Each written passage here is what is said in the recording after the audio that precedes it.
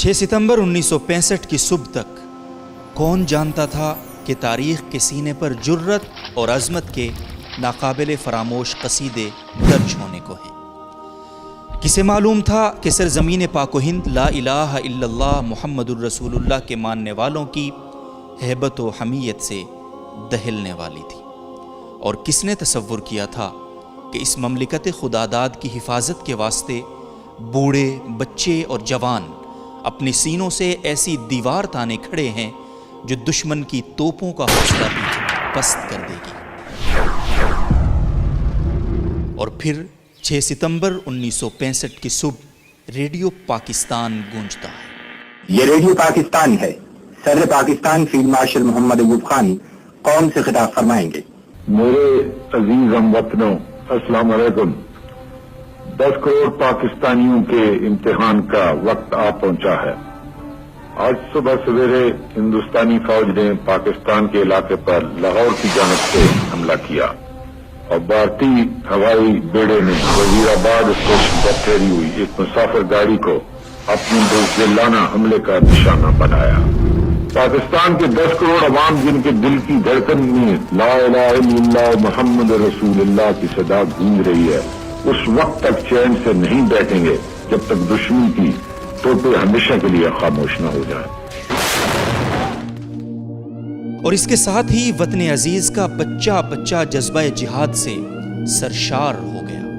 پاک فضائیہ کے ایم عالم جیسے بہادر اور جانباز پائلٹ نے سرگودھا کے مقام پر ایک ہی منٹ میں بھارت کے 5 ہنٹر جنگی طیاروں کو دھول چٹا دی، جو آج بھی ایک عظیم ریکارڈ کے طور پر Guinness book of world record میں درج ہے۔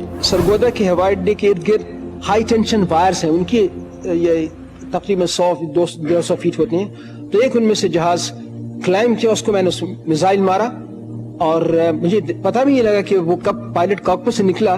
جب اس کے قریب سے میں گزرا دیکھا کہ وہ پائلٹ کاکپٹ میں نہیں ہے اور اس کے جہاز کے ارد گرد آگ لگی ہوئی ہے۔ میجر عزیز بھٹی شہید کی قیادت میں پاک فوج کے بہادر جوانوں نے دشمن کے بڑھتے ٹینکوں کے رستے میں اپنے جسموں کی فصیل کھڑی کر دی۔ وطن کے ان غیور جوانوں نے اپنے سینوں پر بارود باندھ کر 120 بھارتی ٹینکوں کو دفن کر دیا تھا، اور یوں لاہور کی سڑکوں پر ناشتہ کر کے اپنی فوج سے سلامی لینے کے بعد لاہور جم خانہ میں جام سے جام ٹکرانے کے لال بہادر شاستری کے خواب چکنا چور ہو گئے۔ 17 روز تک جاری رہنے والی اس جنگ کی گرد بیٹھی تو بھارت اپنے سینکڑوں ٹینکوں اور درجنوں جنگی جہازوں سے محروم ہو چکا تھا۔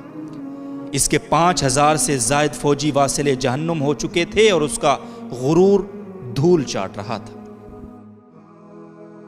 ہدیارہ سے لے کر کھیمکرن تک، چونڈا سے لے کر ہلواڑے تک، وہگا سے لے کر جام نگر تک، قصور سے لے کر اکھنور تک اور BRB نہر سے لے کر دوارکا کے قلعے تک ہر طرف پاک فوج کی سرخروئی کے پرچم لہرا رہے تھے۔ اس سنہری تاریخ کا ایک ایک لفظ جو ہمارے شہیدوں کے لہو سے درخشاں ہے، یہ عظیم دن ہمیں شہیدوں کی قربانیوں، غازیوں کی جرت اور اپنے اجداد کی وفاؤں کی یاد دلاتا ہے۔ اس مٹی کا ایک ایک ذرہ ان شہیدوں کے خون کے ایک ایک قطرے کا مقروض ہے، جن آزاد فضاؤں میں آج ہم سانس لے رہے ہیں۔